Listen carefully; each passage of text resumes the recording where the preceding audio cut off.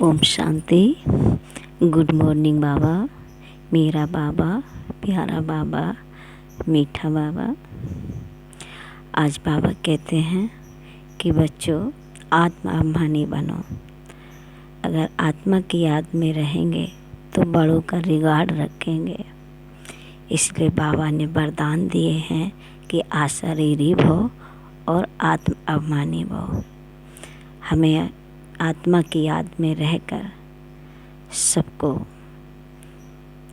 आत्मा का ही ज्ञान देना है और सबकी रूहानी सेवा करनी है। तो आज बाबा सारा ज्ञान आत्मा के ही ऊपर बता रहे हैं। बड़े ध्यान से सुनेंगे और धारण भी करने के। मुरली बहुत धारणा युक्त है, बाबा की महावाक्य हैं। तो आइए सुनते हैं विस्तार से। आज की तारीख है 2/12/2021। प्रातः मुरली ओम शांति, बाप दादा मधुबन। आज बाबा कहते मीठे बच्चे आत्माभिमानी बनने की प्रैक्टिस करो। जितना आत्माभिमानी बनेंगे उतना बाप से लव रहेगा। आज का प्रश्न है, देही अभिमानी बच्चों में कौन सा अकल सहज ही आ जाता है? कौन सा आ जाता है?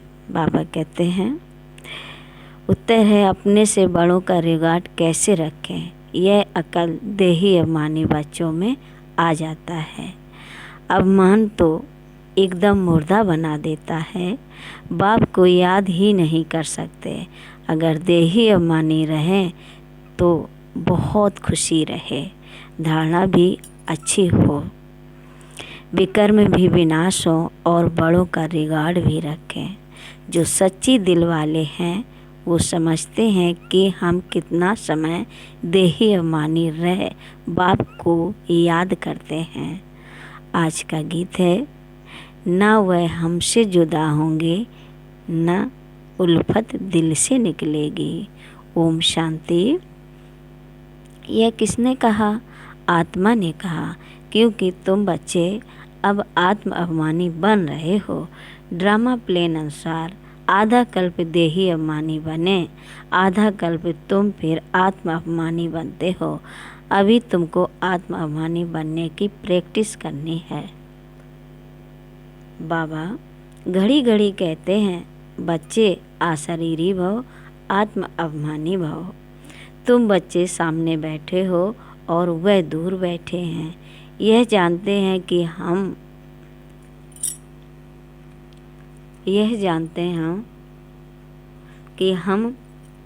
हमको आत्म अभिमानी बन बाप को याद करना है, बाबा की ही श्रीमत पर चलना है। इसको कहा जाता है श्रेष्ठ ते श्रेष्ठ मत। बाप के साथ बहुत लव होना चाहिए।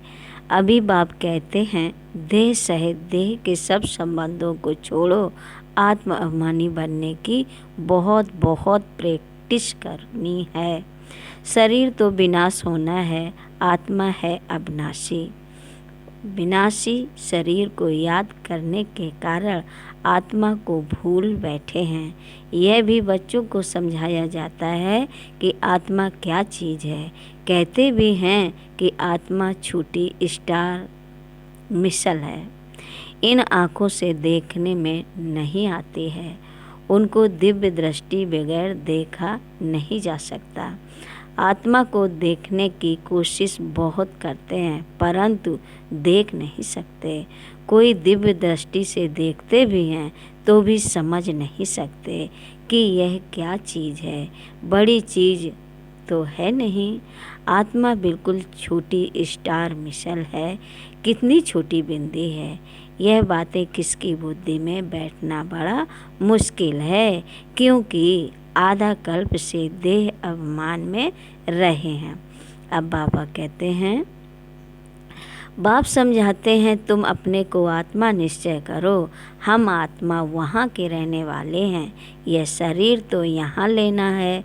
यह शरीर 5 तत्वों का बना हुआ पिंड माने शरीर जब तैयार होता है तो फिर छोटी आत्मा इनमें प्रवेश करती है, चेतनता आती है।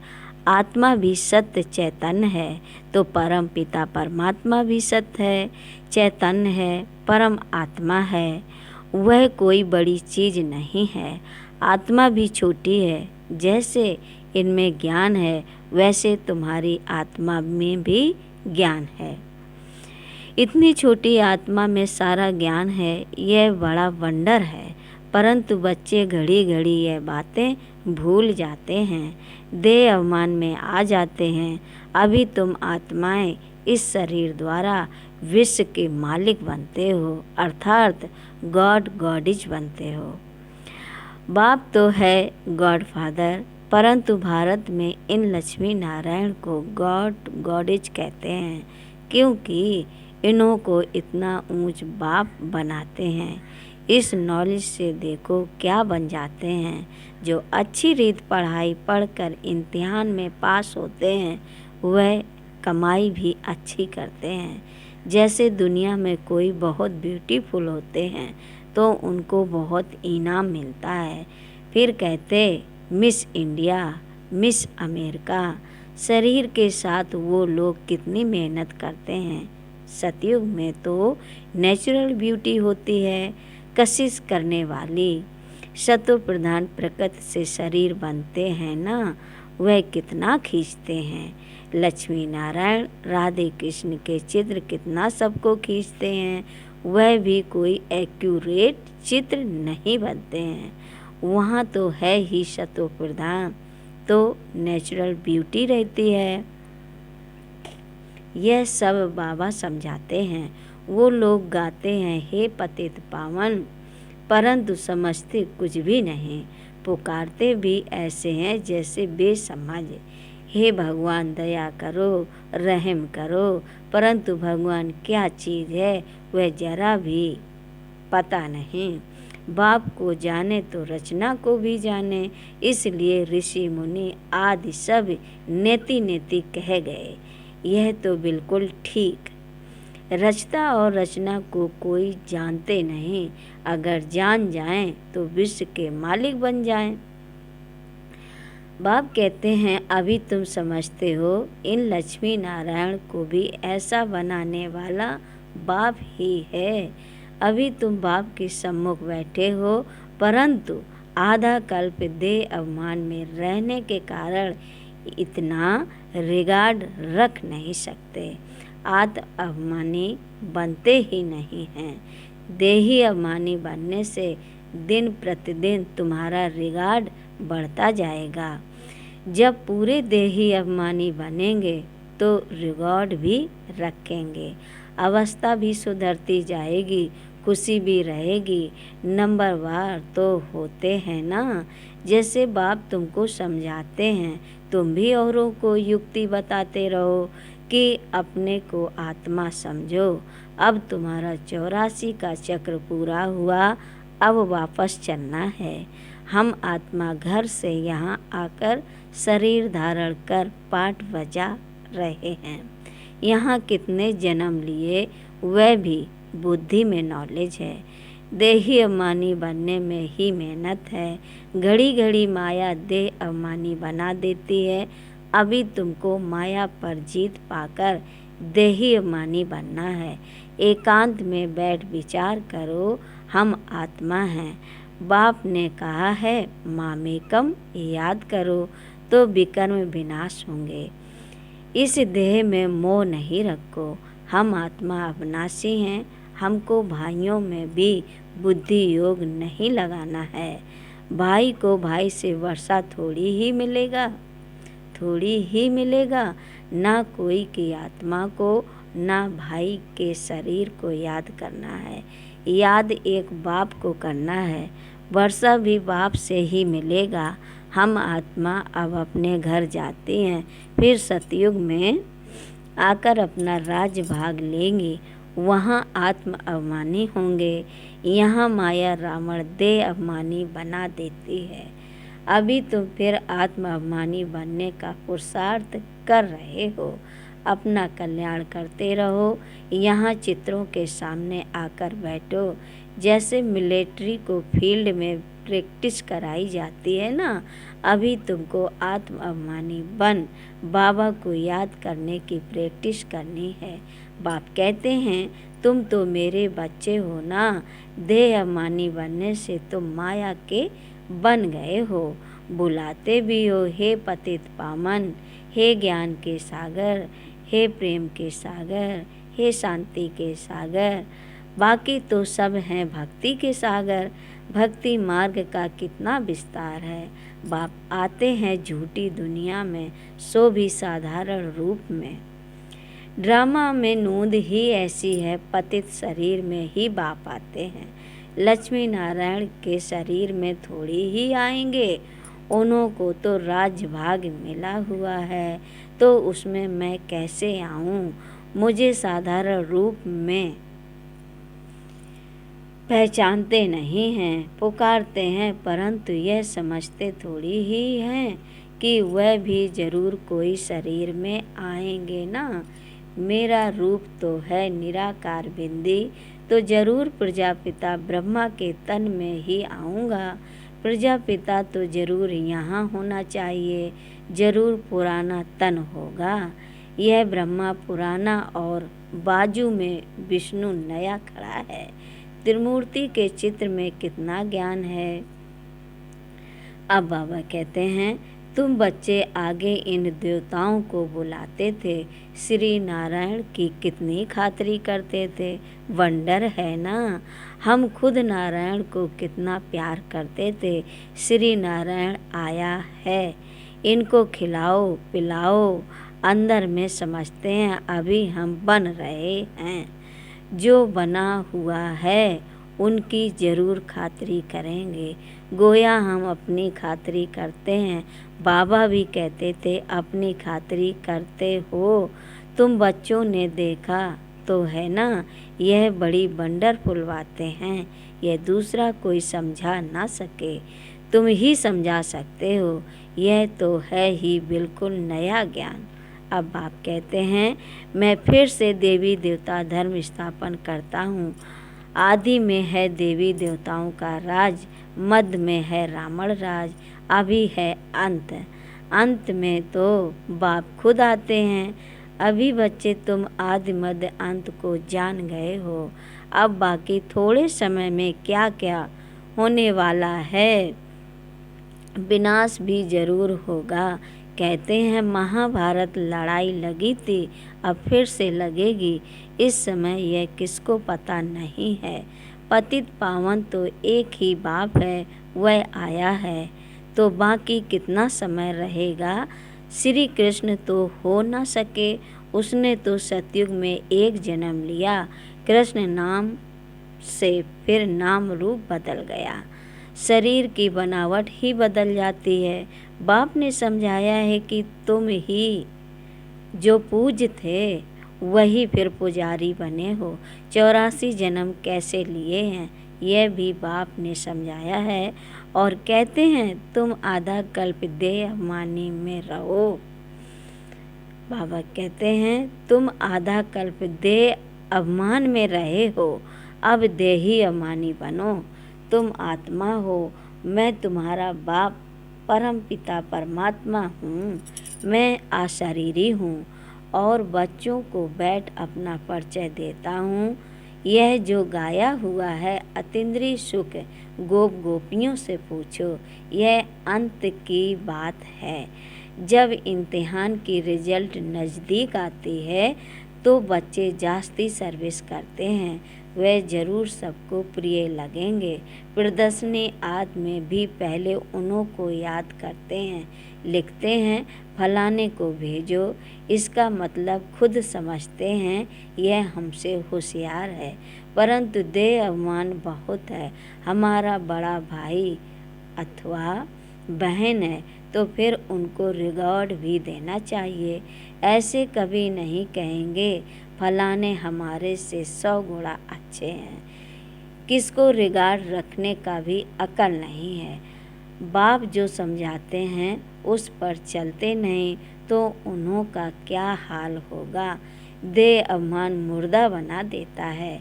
बाप कहते हैं देही अमानी बनो, सवेरे उठ शिव बाबा को याद करो, वह भी नहीं करते। अच्छे अच्छे महारथी योग में बहुत कम रहते हैं।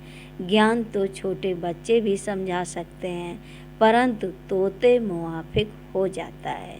इसमें तो योग में रहें धारणा भी हो तब खुशी चढ़े। योग बगैर विकर्म विनाश हो ना सके।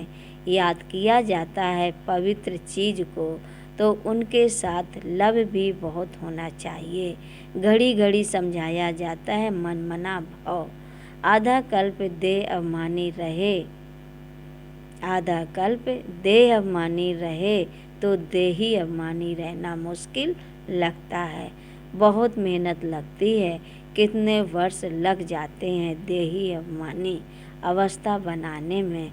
अपने को छोटी आत्मा समझ और बाप को भी बिंदी समझ याद करें, इसमें मेहनत है। जो सच्चे होंगे वह अंदर फील करते होंगे कि हम कितना याद करते हैं। यह प्रैक्टिस बहुत डिफ़िकल्ट है। 21 जन्मों के लिए स्वर्ग की बादशाही पाना कोई कम बात है क्या? तुम समझते हो हम छोटी आत्मा, उसमें 84 जन्मों का पाठ मूंधा हुआ है। आत्मा ही मुख्य एक्टर बनती है, आत्मा ही सब कुछ बनती है, परंतु देह अभिमान के कारण आत्म अभिमान गुम हो गया है। सबसे मुख्य प्रैक्टिस यही करनी है। यही भारत का प्राचीन योग भी मशहूर है। यही गीता है, सिर्फ उसमें नाम निराकार के बदले देहधारी देवता का लिख दिया है। अब बाबा कहते हैं जिसने बहुत भक्ति शुरू से लेकर अंत तक की है वही नंबर 1 ऊपर जाएंगे।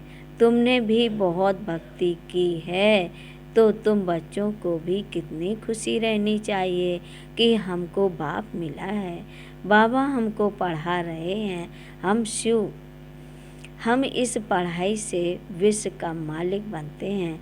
अब बाबा की मत पर तो ज़रूर चलना चाहिए। बाप जो डायरेक्शन देते हैं, अगर कुछ उल्टा भी हो गया तो आप ही सुलटा बना देंगे, राह देंगे तो फिर जिम्मेवार भी हैं। घड़ी घड़ी शिव बाबा याद पड़ता रहेगा। इसलिए यह बाबा भी सदैव कहते हैं कि तुमको शिव बाबा सुनाते हैं, हम भी सुनते हैं, तो ये डायरेक्शन देने वाला शिव बाबा है। हम उनके डायरेक्शन पर चलते हैं।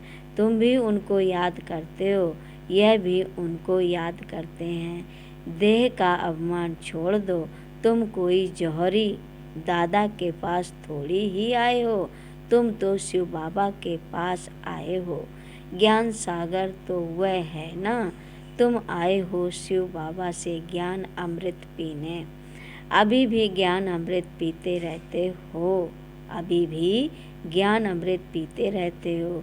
रोज रोज ज्ञान सागर बाबा सुनाते रहते हैं, उनको ही याद करना है। बाप ऐसे नहीं कहते कि भक्ति छोड़ो। जब ज्ञान की पराकाष्ठा आएगी तो आप ही समझेंगे कि यह भक्ति और यह ज्ञान है। आधा कल्प तुमने भक्ति की है, वापस तो कोई गया नहीं, ले जाने वाला तो एक ही बाप है। अच्छा, मीठे मीठे शकील दे बच्चों प्रति माता पिता बाप दादा का याद प्यार और गुड मॉर्निंग।